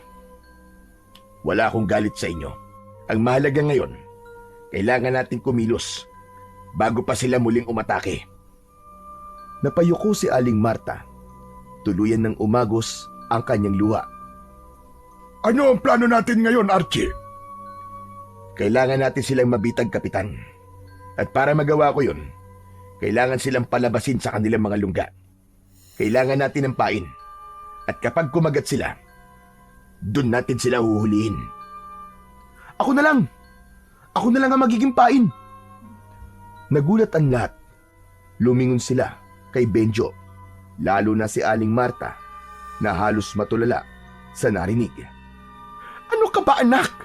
Huwag mong idadamay ang sarili mo sa gulo na to. Wala kang laban sa mga halimaw na yan. Nay, kaya ko to. Hindi ako basta nagpapadala sa takot. Alam mo ba nakapatay ako ng aswang kanina, Nay? Kasama ko si Mang Archie. Napatay ko yung aswang gamit ang matulis na kahoy. Kaya kong tumulong. Alam ko yun. Ano ka mo? Totoo ba yan, Benjo? Nakapatay ka ng aswang? Oo, Nay. Hindi ko rin nga po inakalang magagawa ko yun pero nagawa ko. Kaya nating lumaban, mga kasama, maniwala kayo. Kaya gawin na natin to. Habang may panahon pa. Magtulungan tayong patayin ng mga aswang na yon. Hindi, anak. Hindi ko kayang isugal ang buhay mo. Ikaw na lang ang meron ako. Ikaw lang ang anak ko. Wag, anak. Wag. Huwag ka mag-alala, Marta. Hindi ko siya pababayaan. Kung siya man ang gagamitin natin pain, sisiguraduhin ko na ligtas siya. Pero paano kung di mo siya mailigtas, Archie? Paano kung mangyari sa kanya kinatatakutan ko? Huminga ng malalim si Benjo at hinarap ang kanyang ina. Nahihayaan mo na ako, kaya ko to. Hindi na ako bata. Hindi na ako minor de edad. Para hindi makapagdesisyon para sa sarili ko. Ito ang gusto kong gawin, Nay. Hindi lang para sa akin, kundi para sa baryo natin. Kung hindi tayo kikilos ngayon, mas marami pang peperwisyoin ng mga aswang na yun. Hindi tayo matatahimik. Umiyak si Aling Marta at napaupo habang hawak ang dibdib. Anak! Anak, wag naman! Lumapit si Benjo at niyakap ang kanyang ina. Nay, magtiwala kayo sa akin, gagawin ko to. Hindi lang dahil anak mo ko, kundi dahil parte ako ng baryong to. Sa huli, wala nang nasabi si Aling Marta. Ang mga tao'y nanahimik. Ramdam ang bigat ng desisyon ni Benjo. Isa itong sakripisyo na hindi basta-basta. Ngunit sa kanyang tapang, unti-unti nilang nakita ang pag-asa na maaaring matapos na ang pananalasa ng mga aswang. Lumipas ang ilang araw, ang baryo ay bumuo ng konkretong plano kung paano nila mahuhuli ang mga aswang. Gaya na napagkasunduan, si Benjo ang magsisilbing pain. Bagamat mabigat para sa kanyang ina ito, yun lang ang nakikita nilang paraan para mapilitang lumabas ang mga halimaw mula sa kanilang pinagtataguan. Dumating ang pinakahinihintay nilang gabi. Si Kapitan Iking ay may dalang itak. Ang mga kasama nilang mga kababaryo ay may dalang mga sibat, buntot bagi, itak at iba pang mga sandata. Ang ilan ay may dalang krus, asin, bawang na nakasabit sa leeg. Hawak naman ni Archie ang kanyang sagradong punyal at nakasabit pa rin sa kanyang leeg ang kanyang medalyon. Tumungo na sila sa gubat. Si Benjo ang pumuesto sa gitna ng mga nagtataasang puno at ang iba nagtago sa likod ng matataas na damo. Kinakabahan si Benjo. Ramdam niya ang mabilis na tibok ng kanyang puso, pero pinipilit niyang maging matatag. Sa isip niya, hindi na siya pwedeng umatras. Inihanda na lamang niya ang kanyang sarili. Tahimik ang paligid nung una, ngunit makalipas ang ilang minuto, nagsimula ng mag-iba ang simoy ng hangin. May kakaibang amoy, mapanghi, mabaho, at parabang amoy ng nabubulok na karne. Sunod nilang narinig ang mga kakaibang kaluskos sa paligid, mga yabag na papalapit at mga ungol na parabang galing sa ilalim ng lupa. Napalunok si Benjo. Pinagpapawisan na siya ng malapot. Maya-maya pa ay nagsimula ng umalingaw-ngaw ang alulong ng mga aswang. Malakas at talagang nakapangingilabot. Ilang sandali mula sa kung saan ay biglang lumabas ang tatlong aswang. Dahan-dahan silang lumapit kay Benjo, ngunit bago pa man sila tuluyang makalapit, agad nang pumagitna si Mang Archie. Hawak nito ang punyal at mabilis na itinapat ito sa medalyon at umusal ng orasyon. Agad itong lumiwanag at ang sinag ng medalyon ay tumama sa talim ng punyal. Gumawa ito ng liwanag na mula sa refleksyon ng medalyon at ng punyal. Tumama ito sa isang aswang. Nagsisisigaw ang halimaw. Hawak ang sarili nitong dibdib. Ilang sandali lang yun. Tapos ay natunaw na ito at naging abo. Nagngit-ngit ang dalawang halimaw na natira. Ang isa ay naging isang dambuhalang aso. Umalulong ng napakalakas. At ang isa naman ay nagkaroon ng malapad na pakpak. Ngunit bago pa ito makalipad, isang tali ang agad na sumilo sa aswang. At sa kabilang dulo ng tali, naroon ang kapitan. At sa isang mabilis na paglusob, lumitaw ang mga tao sa paligid at agad na sinugod ang mga aswang. Sumirit ang dugo kasunod ng matinding sigaw. At gaya ng una, ilang sandali lang, natunaw ang mga ito at naging abo. Tahimik ang sumunod na sandali. Tanging hingal at pagod ng mga tao ang naririnig. Wala na ba? Tapos na ba? Hindi ko alam, Benjo. Pero malalaman natin mamaya kung tapos na ba talaga. Pero may gusto lang sana akong sabihin. Walang Joe. Napahanga mo ako ha. Matapang ka. Magaling, Benjo. Pabalik na sana sila sa baryo, pero bigla silang tumigil nang may marinig na malakas na alulong mula sa di kalayuan. Sandali lang. Magsipaganda kayo mga kasama. May paparating pang ibang kalaban. Mula sa dilim ay lumitaw ang isang napakalaking nilalang. Higit itong mas mataas at mas matipuno kaysa sa mga nauna nilang nakalaban. Ang balat nito ay kulay abo. Mahaba ang kuko na tila bakal sa tigas. Kasunod nito, ang apat niyang alagad. Mga hangal, pinatay niyo ang aking mga alagad. Ngayon, pagbabayaran niyo ng buhay niyo ang inyong ginawa. Ang tigas naman ang mukha mo. Eh di ba kayo naman ang nauna? Pinapatay niyo ang kabuhayan ng mga tao sa baryo namin. Pinapatay niyo mga hayop namin. Tapos kami pa magbabayad. Naningil lang kami dahil yun ang dapat. At ano ang sisigilin mo, tanda? Kami ang mas nakatataas sa inyo. Wala kayong karapatan na adlangan ang lahi namin. At kayo, pagkain lang namin kayo. Aba ng kayabangan mong hayop ka. Matagal na kitang hinahanap.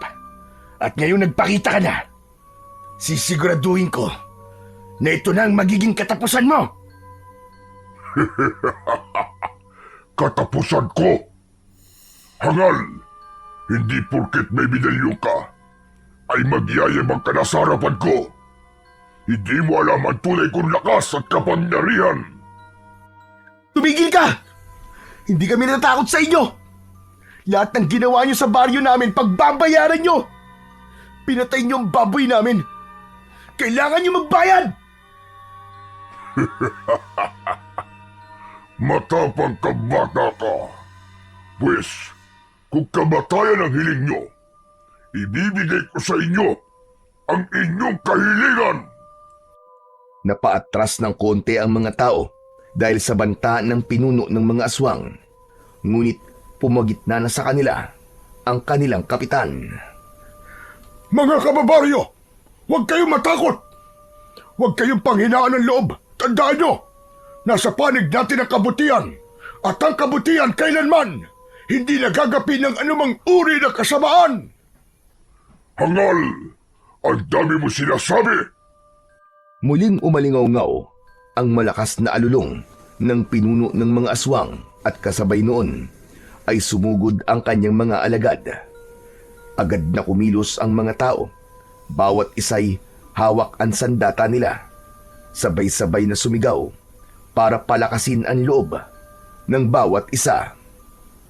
Sumugod ang isang asong aswang kay Benjo. Mabilis na pinulot ni Benjo ang kanyang sibat at sinalubong ang halimaw. Mabilis na naisaksak niya ito sa tagiliran ng aswang. Si Kapitan Iking naman ay nakorner ang isang aswang at gigil na pinagtatataga ito hanggang sa mamatay. At ang may pakpak na aswang naman ay lumipad sa itaas at sinugod si Mang Archie.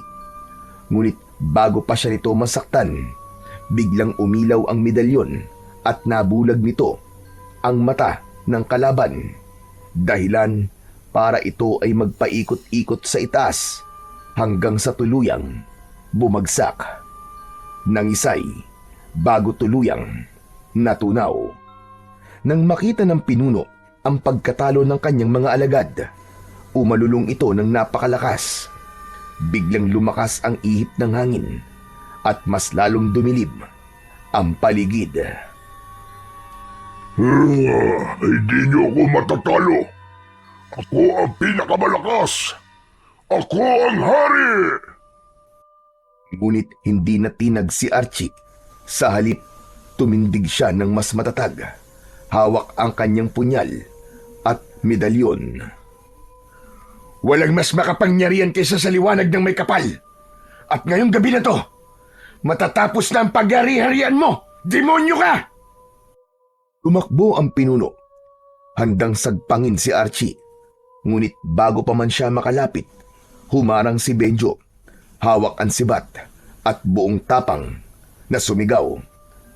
Kung gusto mo siyang makalaban, dumaan ka muna sa akin!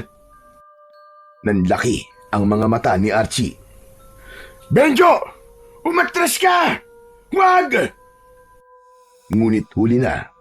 Mabilis na tinabig ng pinuno ang sibat at kinalmot ang katawan ng binatang si Benjo. Bumagsak ang binata sa lupa. Duguan. Dahil dito, nag-alab ang galit ng mga tao. Sabay-sabay silang sumugod sa pinuno ng mga aswang. Sinubukan ng halimaw na gamitin ang kanyang lakas at kapangyarihan.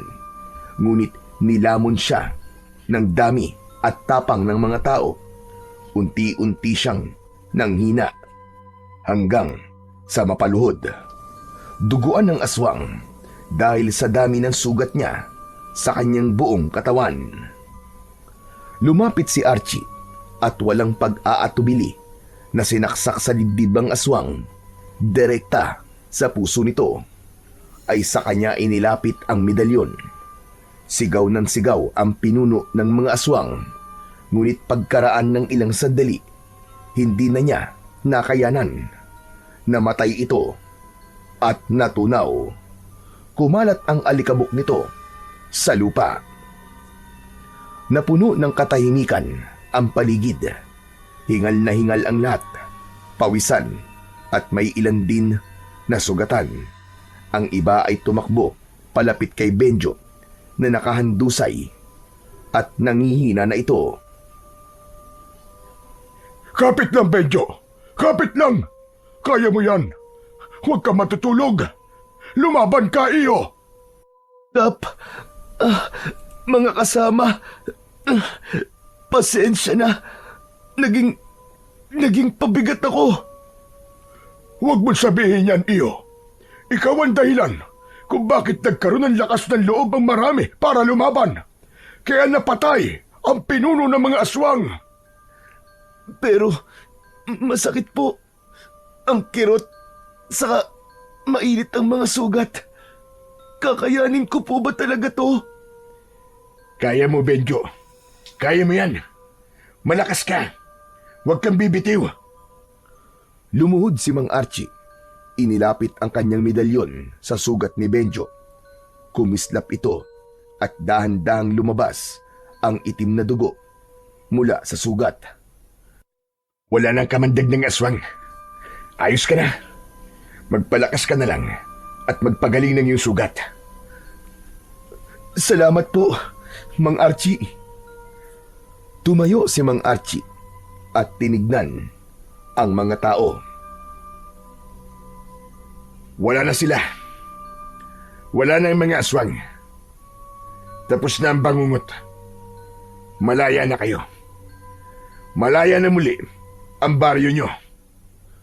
Nagunahan ang mga tao sa pagpalakpak.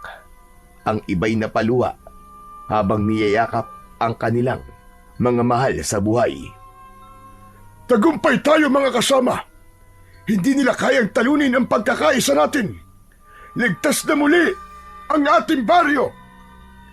Sabay-sabay namang umalingaw-ngaw ang sigaw ng mga tao. Puno ng tuwa at pag-asa. Ilang sandali pa ang lumipas. Tinulungan na nila ang mga sugatan at umuwi na sila sa baryo. Tahimik ang lahat sa kanilang paglalakad. Pagdating nila sa baryo, kagad na sinalubong sila ng kanilang mga kababaryo na naiwan at ang kanilang mga mahal sa buhay. Nagyakapan ang mga magkakapamilya at halos lahat ay lumapit kay Archie at nagpasalamat. Ngunit sa kabila ng kasiyahan, biglang nagsalita ang lalaki. Bukas, pagsikat ng araw, aalis na ako. Tapos na ang laban ko dito. Nagulat ang lahat sa kanyang sinabi. Mabilis ang naging tugon ng ilan. Pero bakit naman? Kailangan ba talaga? Agad-agad ay umalis ka. Kaya nga naman, pwede ka namang dito na tumira sa baryo namin, Archie. Tama si Nanay, Mang Archie. Dito ka nalang tumira. Sandaling natahimik si Mang Archie. Pinagmasdan niya ang muka ng bawat isa. Napangiti siya at sa unang pagkakataon ay ramdam niya ang tunay na pagtanggap mula sa mga tao. Hindi na sila nagdududa. Hindi na siya pinag-iisipan ng masama. Hindi na panganib ang tingin sa kanya. Sa halip, ang mga mata nila ay puno ng pasasalamat at pagtitiwala. Salamat. Salamat sa inyong lahat, mga kasama. Pero hindi pa dito nagtatapos ang laban ko. Hanggat may aswang na gumagala, hanggat may mga taong nalalagay sa panganib, kailangan ko magpatuloy. Hindi ako maaaring manatili sa isang lugar lamang. Tahimik ang lahat. Mabigat ang kanilang dibdib sa naging desisyon ng lalaki. Pero tinanggap nila yon. Masumanga sila sa angking dedikasyon nito sa kanyang mga gawain. Ang dating estranghero na kanilang kinatatakutan at gustong itaboy. Ngayon sa mga mata nila, isa na itong bayani at tunay na tagapagtanggol. Lumapit si Archie at niyakap ng maigpit si Kapitan Iking. Kapitan Iking, maraming salamat po sa lahat. Sana ipagpatuloy mo ang maganda mong pamumuno sa baryo na to. Gabayan mo silang lahat. Oo, Archie. Gagawin ko yon. Maraming salamat din sa lahat ng tulong mo. Hindi ka namin makakalimutan. Pagkatapos, nilapitan niya si Benjo. Inabot niya rito ang isang maliit na agimat na nakatali sa pulang sinulid. Teka, ano po ito, Mang Archie? Ang bagay na yan ay isang agimat, Benjo. Sa'yo na yan, dahil napahanga mo ko sa angkin mong katapangan. Ito ang tanda ng paghanga at tiwala ko sa'yo. Magagamit mo ang bagay na to sa pagtatanggol mo dito sa baryo nyo. Hindi ko alam kung magkikita pa tayo ulit. Pero sana nga, muli ko kayong makasama. Kayong lahat. Napangiti ang binata habang hawak ang agimat na ibinigay sa kanya ni Mang Archie. Itinapat niya yon sa kanyang dibdib. Salamat po. Promise, hindi ko kayo bibiguin, Mang Archie. Gagamitin ko po to para protektahan silang lahat. Magaling. Maging matatag kayo. Ang lakas nyo ay nasa pagkakaisa. Huwag kayong matakot. At higit sa lahat, alalahanin nyo. Hindi lahat ng nilalang na mukhang kaaway ay kaaway nga. Sana matuto na kayo na huwag agad manguhusga ng iba. Nangako ang mga tao na susundin nila ang lahat ng habilin ni Mang Archie. At mula noon, naging inspirasyon si Mang Archie sa buong baryo. Madalas ikwento ng matatanda sa mga bata ang kanyang ginawa, kung paano niya hinarap ang panganib na walang pag-aalinlangan at kung paano niya itinuro sa kanila na ang tunay na lakas nila ay ang kanilang pagkakaisa. Nagkaroon ng pagbabago sa kanilang pamumuhay. Ang mga kabataan ay natutong magtulungan at ang mga matatanda naman naging mas bukas sa pakikinig at pag-unawa. Hindi na sila mabilis na mangusga ng kapwa. Bagkus ay natuto silang tumingin ng mas malalim sa likod ng bawat anyo at pagkatao ng mga taong nakikilala nila.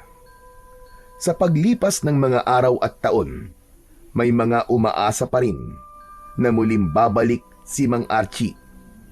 Ang lalaking naging alamat, isang gabay na patuloy na nagbibigay ng lakas at pag-asa sa bawat puso ng mga taga-baryo na kahit wala siya sa kanilang piling, ang kanyang alaala ay mananatiling buhay kailanman.